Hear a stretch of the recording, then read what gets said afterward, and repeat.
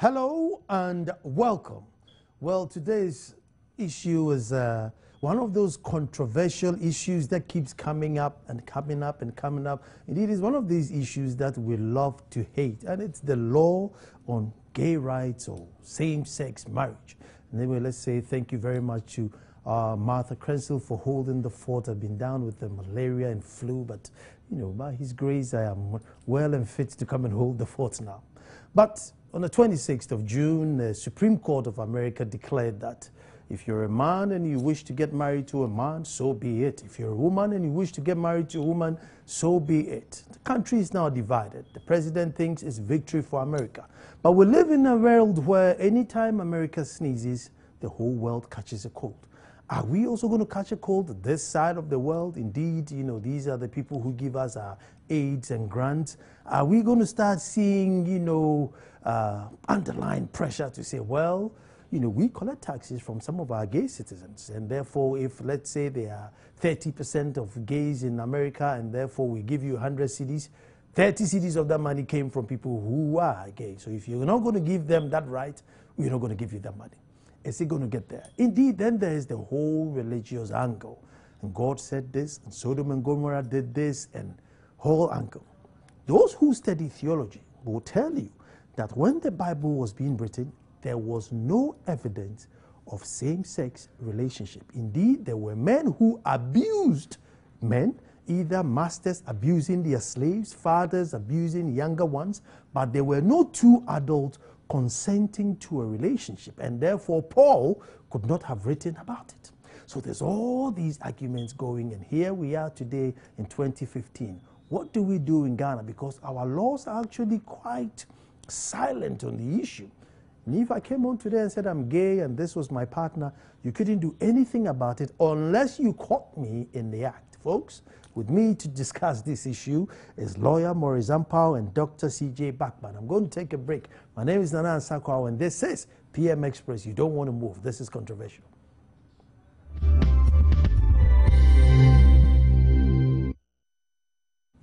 The law and the controversy surrounding same-sex marriage. Have we moved on so far past Sodom and Gomorrah now that it should be allowed, or should we go all the way back to the medieval times and say, nope, that's what God decreed, and therefore that's what it is? But here we are today to try and find out, because why? The biggest and most powerful country in the world, the United States of America.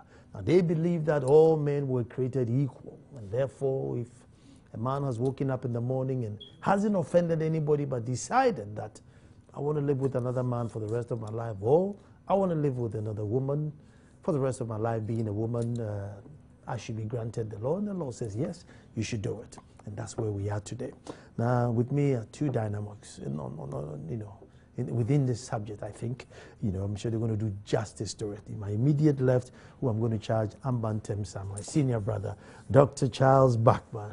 Doc, you're welcome. Thank you. Thank you. Very good. Dr. Charles is a life coach, family expert, and also founding father or fund director of Fatherhood International. And then my own legal luminary, lawyer Maurice Ampao, Dr. Maurice Ampao. Doc, Doctor, you're welcome. Thank you. Thank you, Barbara. Thank you. Maurice, let me start with you, and I'll start with what's Ghana's position on, you know, gayism and lesbianism? What's our position? Our position when it comes to the law as it stands now, gay marriage is prohibited by law. Per our laws, the marriage ordinance define marriage as the union between a man and a woman. So when you go to is that ordinance by law or by religion? No, ordinance by law. Okay. There's an ordinance is an act. As civil, if yes, you want to. Yes, okay. it's a law. So when you look at our ordinance, marriage is between a man and a woman. If you come to the Muhammadan law, it also says that the same thing, man and woman. Then when it comes to traditional marriage, it's also man and woman. So if you look at our law, which is governed by the Constitution of the Republic of Ghana, then it is quite clear that same-sex marriage is illegal, it's a criminal act. Therefore, the law is quite clear there's no ambiguity. But when it comes to homosexual and gayism, we look at it, there is this confusion as to whether it is illegal to become homosexual or gay. The law is quite silent, our constitutions and our laws. The law is looking at it from this angle that if you say you're gay, if you say you're homosexual, it's your sex preference. It is that's how you want to perceive. But if you dare engage in any sexual act through the unnatural means, then you commit a crime. So when two people say that they are gay, homosexual, and they are walking, the law protect them and guarantee them that dignity and then that protection, their right to do anything that they want to do. But the moment they are caught engaging in sex, then they are criminals. But now when it comes to lesbianism, you realize that the law is quite clear that sex is the penetration of a woman. Man organ penetrating the woman organ. So you realize that lesbians, they don't engage in sex. What lesbians do is assaulting each other, because they don't have the organ from the man penetrating. So if you use anything and you use it to play, you are just assaulting each other. You are not engaging in sex. So lesbians don't engage in sex in law. In law. Whatever they do is not sex. So you realize that the issue of lesbian too becomes a very technical issue as to whether you can drag people, two women, be in bed and, for example, kiss each other and inserting each other. Is that an act of sex? No. Per our laws. So you realize that the law is quite dry when it comes to those areas. So that's where we need to sit down and fashion out the law. Either we come all out and then criminalize those acts where you even say that we are homosexuals. Then the law will say that homosexuals' behavior is a criminal act, and then people who engage in sex too we don't tolerate those things. But as it stands now, when it comes to marriage, the law is quite clear. We don't have a man and a man marrying and a woman marrying, because both statutes and our customary law and the Constitution of the Republic of Ghana prohibits such relationship. So per our laws, you can have two men living together in their house and they should be fine. I mean, yeah, definitely. Per our laws, when two men are living in the house, you cannot stop them once they have not come to the altar to declare themselves man and wife. So they can decide to live in the house and decide to, but they are cowards, because if you decide to live in the house and your sexual relationship or behavior is not known, then it means that Bible says that whatever you do without faith is a sin. So it means that then what you are doing, you don't have confidence in it. Because if you are bold enough, why don't you declare that relationship and bold enough, let the society know that this is what you do, then you'll be arrested as a criminal.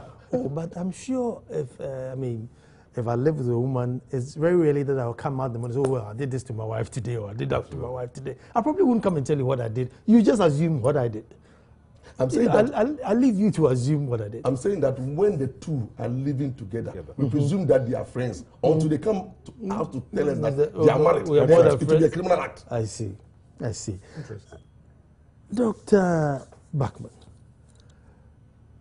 have we moved on where we should understand that there are some people who naturally prefer to stay with their own kind, or should we say, no, that's not allowed? Well, provincially, it's a question of choice. You see, Nana, one of the greatest gifts God gave us was the gift of choice, the ability to choose. But having said that, like my learned friend has explained clearly, systematically, that you are not, if it's a criminal offense, then you don't do it. You don't do it.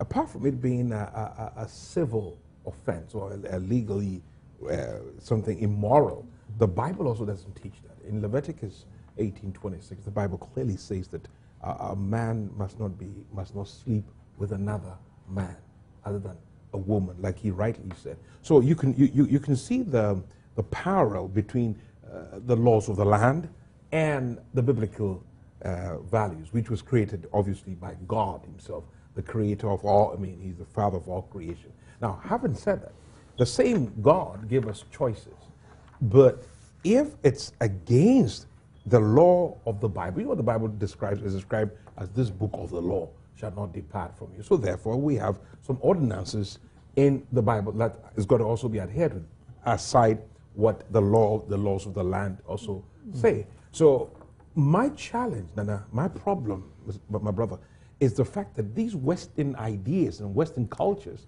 are infiltrating our society. I heard someone say last week, and it was very interesting, Nana. He said, America or the Western world wants us to be enemies with their enemies. In other words, they don't like you if you don't, and in other words, they like a controlling or directing minds or controlling our lives. Mm-hmm. In the same way, too, all these excesses of life, this freedom and supposedly liberty of life is infiltrating our own traditional values, let alone the biblical values that we stand for, and let alone the legal values that we stand for. So personally, I don't believe that it should be encouraged or entertained in our society for three reasons. Number one, it's against the laws of God, where I stand by way of conviction. Number two, it's against the law of the land. I hope you see. Yeah. So these are things that, so I personally, based on these two, and also society, we don't embrace that. Our traditional values doesn't encourage that. He rightly said people do it in hiding. That we cannot control, like you also, we cannot control that. These are preferences and choices in life. But as to openly do it like these laws that have been passed in America, I pray and I hope it will never happen in our country. So, you see, there's what they call, change. Yes. And time brings change. And you don't know, at a certain period in time, a group, a society would do something. And then 100, 200 years later, that same group, don't do those things anymore. Yeah. I mean, once upon a time, I could hold slaves, and I could actually be proud for holding the biggest number of slaves. And, I know. I could even get an award. Right. Today, even if I said I had one slave, in trouble, I could be shot. So what I'm saying is that have we moved on, or are we saying that in other things we accept them, but in this we don't? Not necessarily, but there are some. You see, we're a Christian country.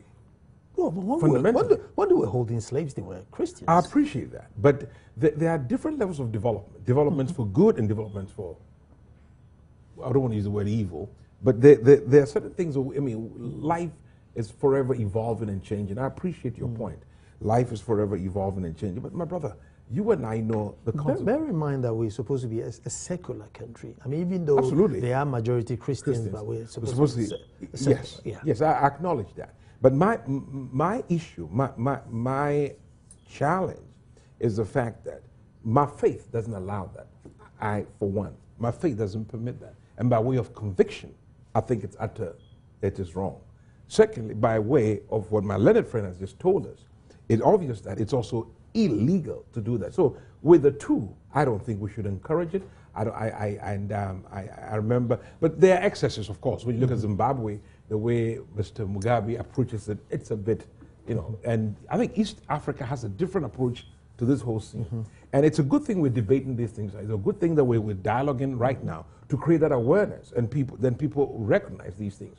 But I still want to say this, that it's the Western effects, the Western philosophy, Western culture that is slowly infiltrating into our country. And we need to do, but I'm not saying that everything, the good, the bad, and the ugly comes from the Western world. But we need to select those that are in line with our traditional values, our Christian values, and I keep emphasizing that, our Christian values, and of course, the laws of the land. So with that three in mind, I would confidently say that, and I say that boldly, that it is disgusting for us to find ourselves in this position. Okay, I'll come back. Ever find ourselves. At the moment we're not, isn't it? No, we're not. We're not. I'll come back to the Christian values. Now, let me go to the legal position. Two men, clearly macho, 21, 23, and they are consenting. They have agreed that this is what we want. I mean, the ones that, what is it? Your business. Shouldn't the law now go forward to say that, listen, well, if they haven't agreed to harm anybody, kill anybody, and they just want to do this in their private, well, so be it. You see, we must clearly understand that everything that we do on this earth is governed by law. Absolutely. And the one who created sex as manual for it. Now, if you look at the penis, where the penis will be comfortable and does not do a lot of harm, is purposely designed by God. Absolutely. So if you compare the penis and the anus, where would the penis be comfortable? I'm asking you. And that is what is natural. And then also, where would the penis, what would be the benefit if the penis entered the vagina? It produces something positive. Procreation. That's right. And the Bible says that we should go out there and what? Procreate. And for that. Yeah. Now, if your sexual preferences, by way of using the penis on the anus, create health issues, cause serious body injury. Absolutely. Said that at the end of the day, the penis would then cause unlawful harm to the extent that people begin to use pampers. Then it is an abnormal behavior. Yes. And then it's also a health issue. No, but that's the extreme. You're talking about the extreme. But that's the reality. This morning, and pardon my interjection, this morning I had something on joy, and I was so, in fact, it was fascinating. The gentleman made a comment when Kojo Youngson opened the lines, and the guy called in, and the guy said, he was so, you could tell the caller was, he was full of it. He was, I don't know whether he was furious or he was passionate about his beliefs. Listen to what he said. He says, even dogs, a dog would not go after another dog. Did you get it? Yes. I thought that was, it's so, I mean, in essence, what he's saying is that animals will not even do what we did. And I thought, that sums it up. Although it sounded a bit vulgar, but it sums it up in the sense that it's not something we must encourage. I know times have changed. I know things have evolved. I know we're living in the 21st century. Let me take you back to the religious belief. At the time Paul was writing about homosexual, there were no homosexual relationships then. What they were then, and I'm sure you've done your theology, so you probably know more than me, were when masters were abusing their male slaves, and sometimes they did it even openly. So he wrote against that. If you go all the way back to Sodom and Gomorrah, it's the same, where there were men brutally going to get somebody and rape him. If you go to Judges, it's the same story, where there's a man brutally going to force him out. There weren't that consenting adult to say, look, let's go out. So Paul could not have written against consenting adult. That's the gay people's position. That Paul could not have written about us because at the time, you know, they were not known. Well, it's interesting. I mean, you rightly went back to the history of this whole thing. It didn't just start yesterday. It didn't just start when the laws were made in America. We have a historical background and biblical background of this whole unnatural mode of sex. Now, let's look at it critically here. Paul's letters was admonishing. He was admonishing the act and even the thought of it. If we look at it critically in his letters, he was admonishing the act and even the thought of it. Needless to say that even before he was, those unnatural activities existed. So I believe Paul, being a lawyer himself, was creating an atmosphere of bringing the awareness and the truth to the people. So it's, in essence, what I'm saying, that we mustn't try and justify this unnatural behavior. And again, having said that, to be fair and balanced, life is about choices. People choose what they want to do. But if it's impacting on the laws of the land and it's impacting on society, I will see. For example, my brother, what I do to my son, I want him to recognize that it's important.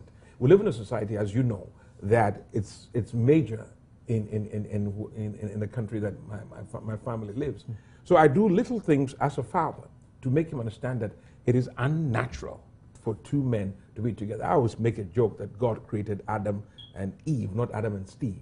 You know, things like that. And I do practical things, like when I see him come to the kitchen, when he's there making his coffee, I deliberately kiss his mother for him to notice certain things. So what they are seeing in society, what they're reading, like you rightly said, times have changed. It's changed because the knowledge capital is in abundance. But the question is, how do we decipher what our children are learning and all those sort of things so that they would also grow, and that liberalization of information and stuff should not destroy society. I believe that the advent of all these new developments and habits and lifestyles and what have you, I believe that it should take us forward, not to take us back with all these debates going on. Doc, let me take a break before I bring you, because I know you want to make a good introduction, and I know you sitting at home are getting very excited. Stay tuned, we're coming straight back.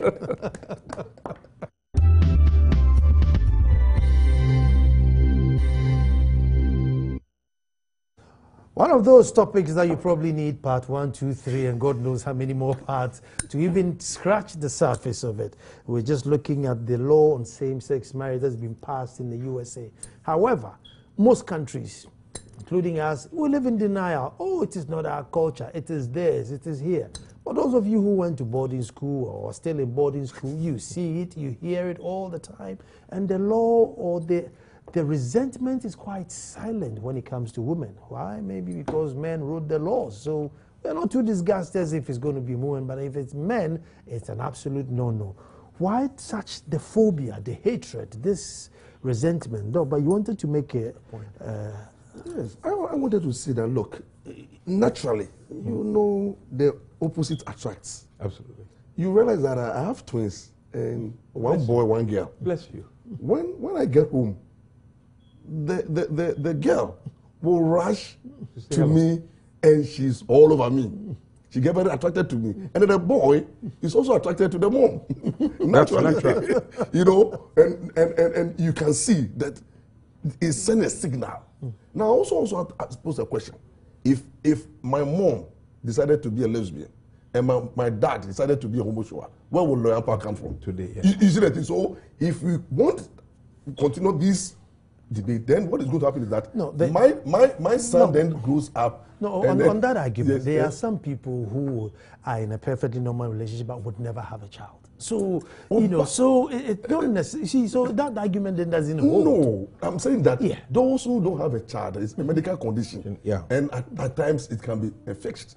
But I'm saying that if deliberately two people decided the same sex desire to marry, you won't miss out of anything. Then what is going to happen is that when we encourage that, for example, in my home, how would my children continue to procreate? Right. Because then your daughter goes in and bring another woman and say that a girl and say that this is my husband. Then your son also goes in and then at the end of the day, your name Ampao. so it's a dangerous thing to do. But the question to both of you. Yes. Why we are very silent when it's two women? It's not so disgusting. We don't hate it as much. It's always the argument and the resentment goes towards the two men. Honorable, me, I am so mad when it is about two women. Okay, so then it's you. But do you know the reason why? Why? They are denying something that is belong to us. Can you imagine a woman that you love so much is in love with another woman? No, that's and at times you know what happens? Because they are used to the homosexual behavior, now when you go and touch them, they don't feel you again.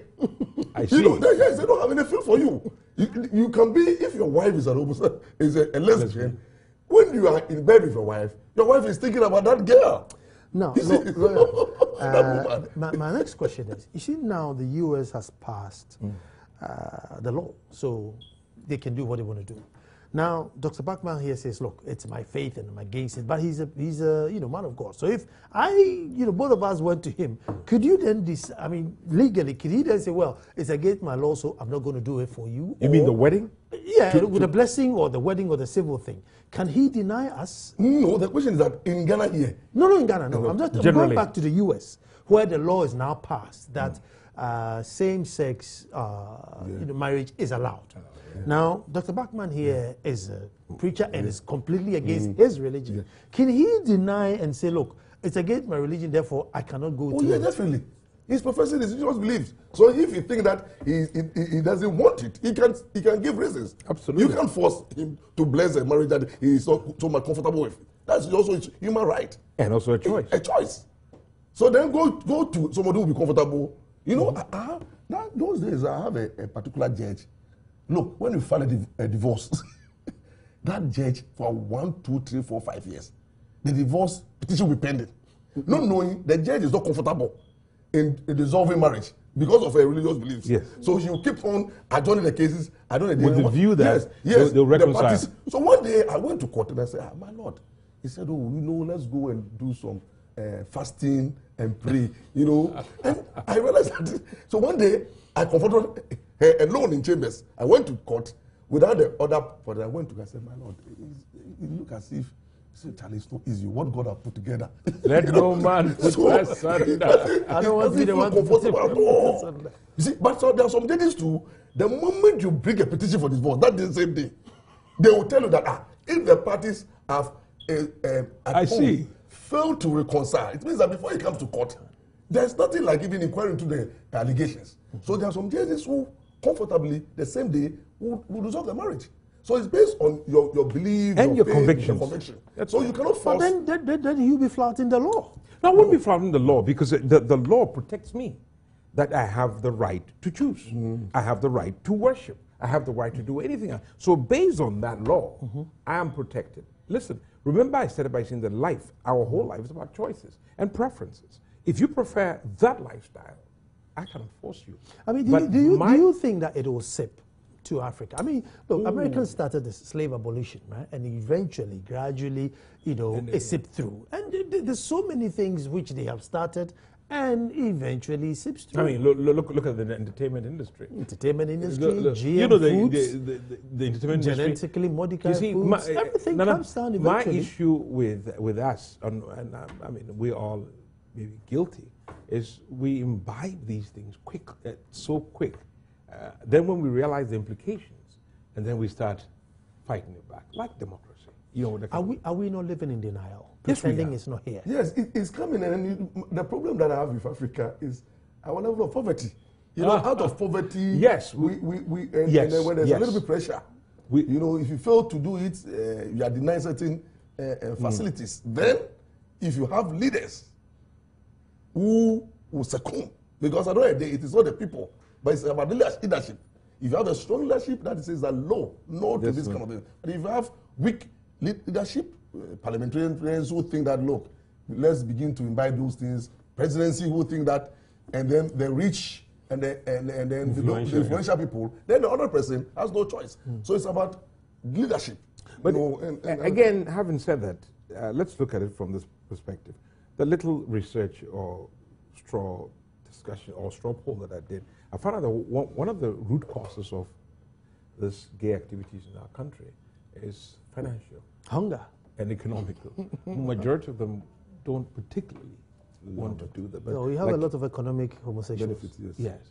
And so these are issues that we can address. I'm more interested in solutions than all these things. Having said that also, let's look at the parliament and how the lawmakers would But before you get there, I mean, morally, as Ghanaians, we are very, very immoral.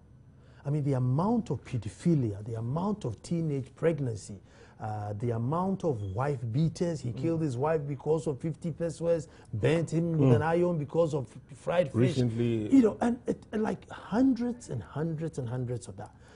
But we are the first person to just immediately flip the coin and say, oh, no, it doesn't happen here. It's only in the Western world. I mean, you're a lawyer, so you hear these cases. all the time. Oh, yeah, definitely. There's a challenge. The moral decadence is on a rise. We've lost everything to money. We've lost everything. We are so indisciplined, and anything goes in this country. So I'm not surprised, because where we've gotten to, it looks as if it is about how much you make in a day. So it's but not that, yes. So it's serious. No, I think he's asked a very important question. I mean, look, my little friend, what I've noticed, Doc, is that most people are defined by what they possess. That's good. They possess whatever. You have a car, you have a mobile, these assets. Yeah. That is what they're. So inevitably, they don't mind how they acquire those things. Like we talked about the young, obviously young men.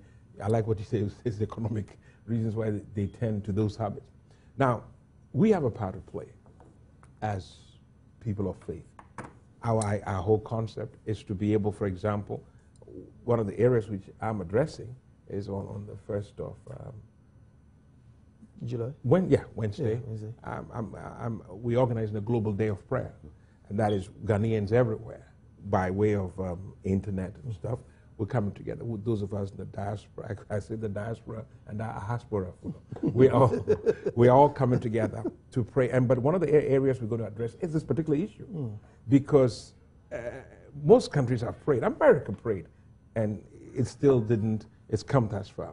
So we're asking God to give us fresh directions. I'm going to go to the phones. I've been to a few schools with a friend. She wasn't going to speak. And then after, they ask the students to just write their concerns without their names. My father is sleeping with me. I've been to school, and my mother doesn't know how I come because I go to the hotel next door, and the man there sleeps with me and gives me money. My brother, my uncle, my auntie, the man next door. And so I remember the next day I was saying that we need to have clinical psychologists in our schools, because what we are breeding is dangerous. But the telephone number is 0302 211 701, 0302 211 701, 702 704. Let us hear your take. My position is, I'm not trying to justify anything, but I think that the immoral decadence that we have now, we can't even point a finger. We need to sit down and really, go back to the ground and shape it. So once you're going on your rounds, please help. I'm doing that. I think repentance should start first. The procedure is repent first.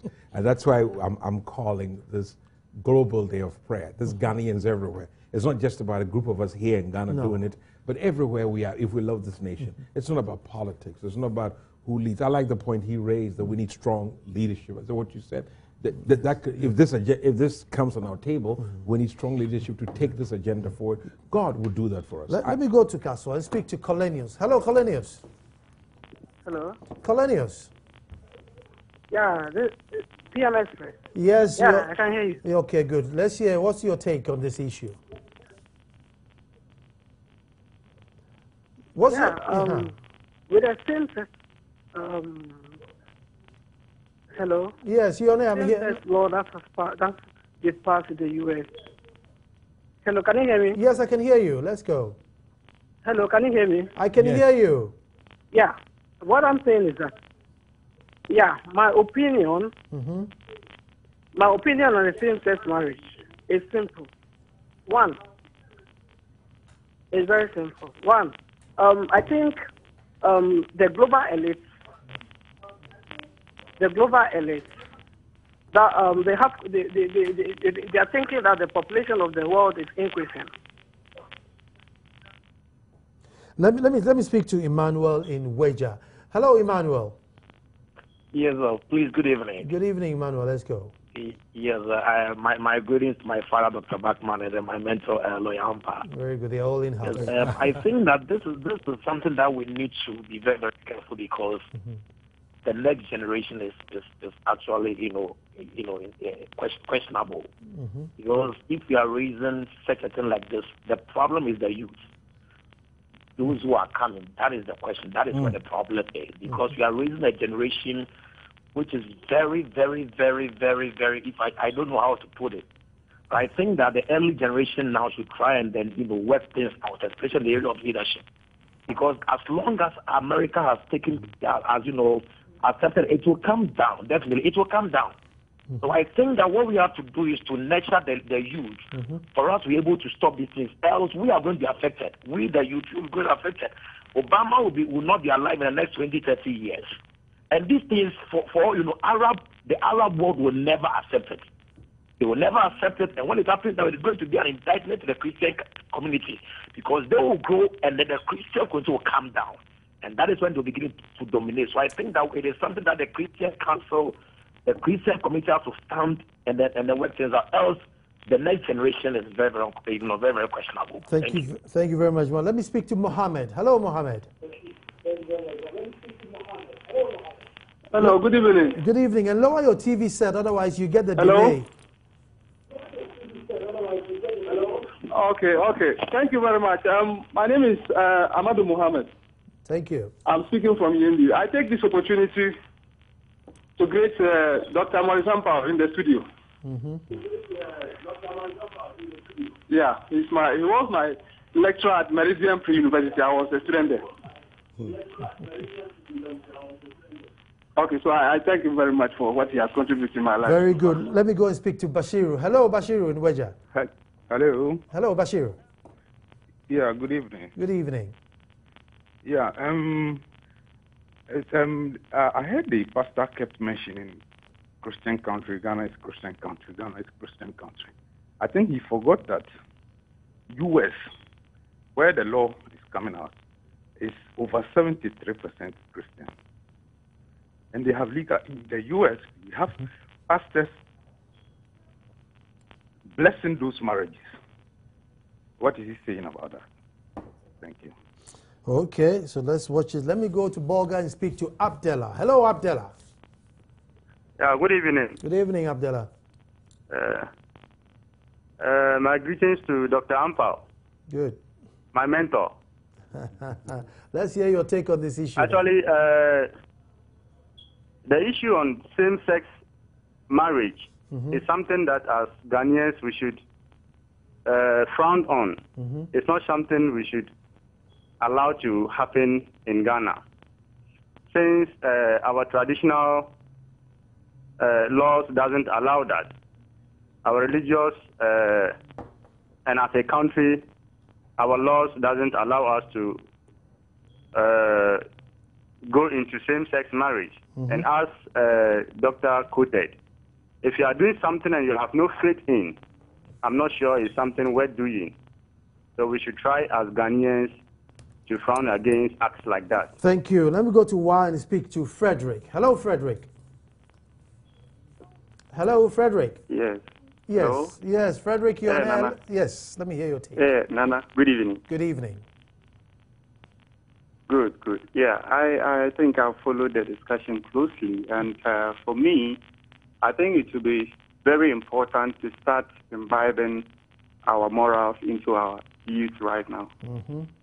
Because it's very, very important. And looking at how powerful America is, it's like gradually the ideas have seeped into our world, mostly because of what Lawyer Ampao said, because of poverty. And I think Doc, his colleague, also mentioned too, poverty. And we are always very susceptible when it comes to these things because you want to benefit from them in various ways. So you fall prey to the ideas and so many other things. But I think that even though we need to depend on these guys for our sustenance, we also need to hold dear our laws, our local beliefs and morals that, have brought us this far. We shouldn't let that go into the drain just because you need to put lick in order to get something. Thank you very much. Let me come to Accra and speak to Bernard. Hello, Ben. Yes, please. Yes, Ben, you're on air. Well, let me hear your take on the issue. Yeah, what I would say is that if upright men refuse to go into politics and rule a country, this is the outcome that we shall get. Pervasive leaders have taken over governance, and now they are imposing their will on us. But God himself will intervene. That's all that I can say. Very good. Let me go to Nkoko and speak to Ruth. Hello, Ruth. Hello, Ruth. Hello. Yes, Ruth. Yeah, good evening. Good evening. Ruth, let me hear your take on the issue. Yeah. I don't think that act in Ghana is going to help us because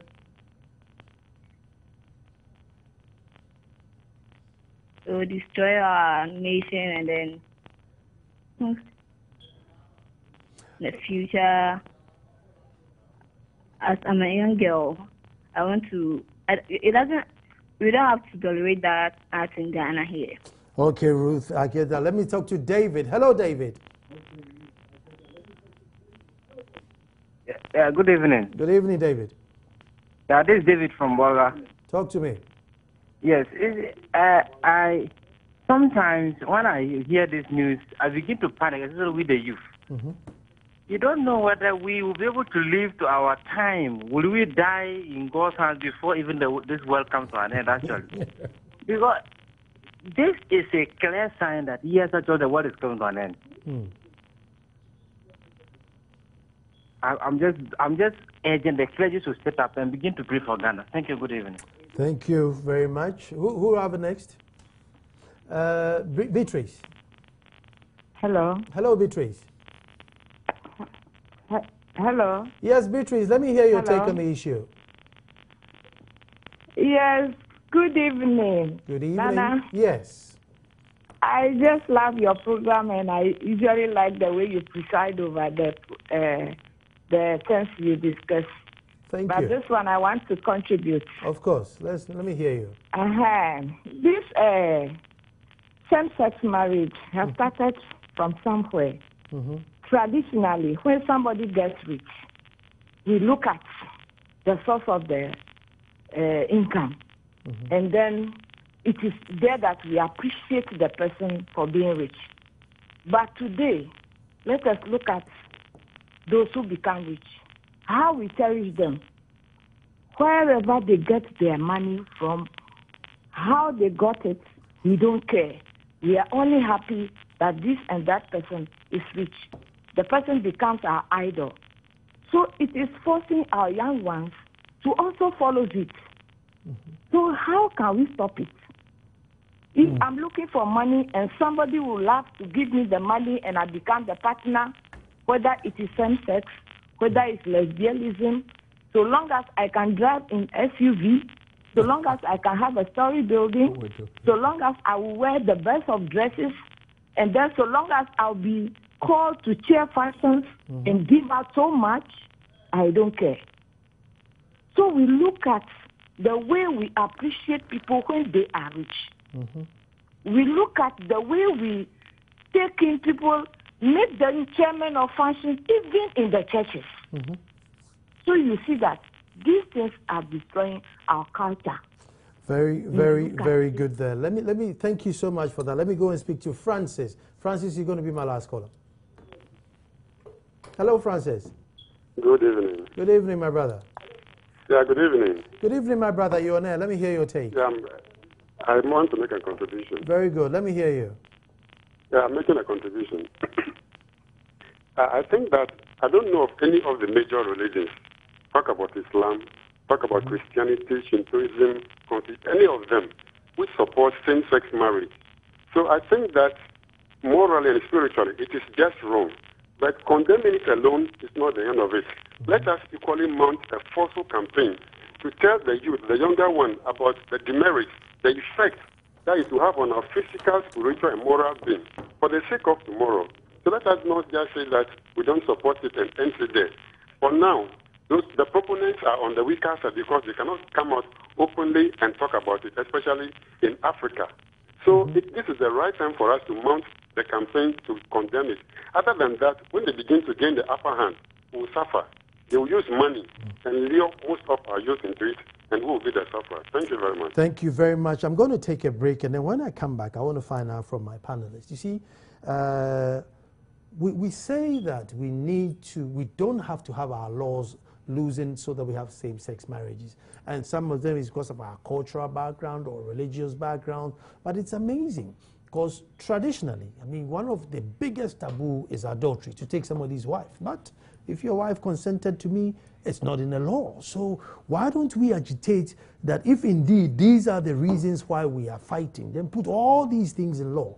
And if you go to religion, it talks about drunkenness, violence, cheating, but we are not enforcing all these in the law. There is something about homophobia. What is it? Stay tuned. I'm coming.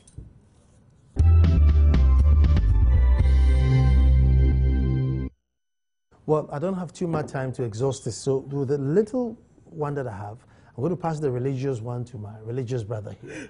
Just as we don't want the law loosened up so same-sex is allowed, should we also put in the law that, listen, you can't take somebody's wife and you can't drink because the law allows me to drink, and it all allows me to take somebody's wife if they agree. So what should we do? You know, I like what you said. There's something in the Bible that talks about everything is lawful, but not everything is expedient.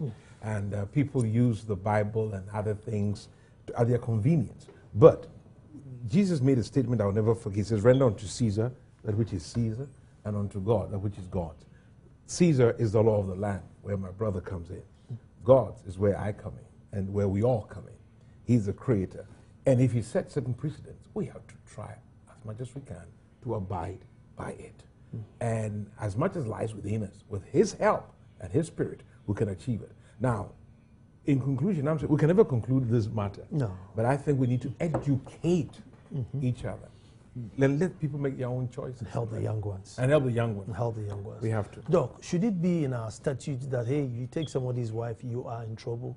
I think we should go to that extent, not only the laws, but at the same time to enforce it. And education is the key. Let us begin to see society, as rightly said by my sister. Life is not about possession. It's about contribution. And it's not about titles. It's about service. And then let's begin to look at life like, let's live a life of giving, you know, sharing. And let's know that one day we'll leave this earth. So you should be very careful not to abuse the right that God has given us. Let's enjoy sex the natural way. It's very, very good. It's healthy. If you know what a man and a woman, when anytime they meet together, it relaxes them, it gives them vim, you become very young. The health benefit of sex is there. He enjoys it. You know, just last Friday, 16 years marriage. 16 years. Wow. That's a bit early in life, but so like I said, I won't be able to exhaust this subject today. But you never know; it will come back on the table again. But I want to say thank you to Tantiz who makes all my shirts, and get yourself one. Her number is 024 366 2001. 024 366 2001. Give Tantiz a call and get yourself one nice shirt. So I want to say thank you very much to Dr. Buckner. Thank you. And thank you very much to Dr. Morris for helping to start the discussion. But I am saying that let's get the young ones, let's put the moral back in them, and we even need to tell them to accept or not to accept same-sex marriage. If it's not us, it's not us. Thank you very much. Tomorrow we'll be back to do this all over again.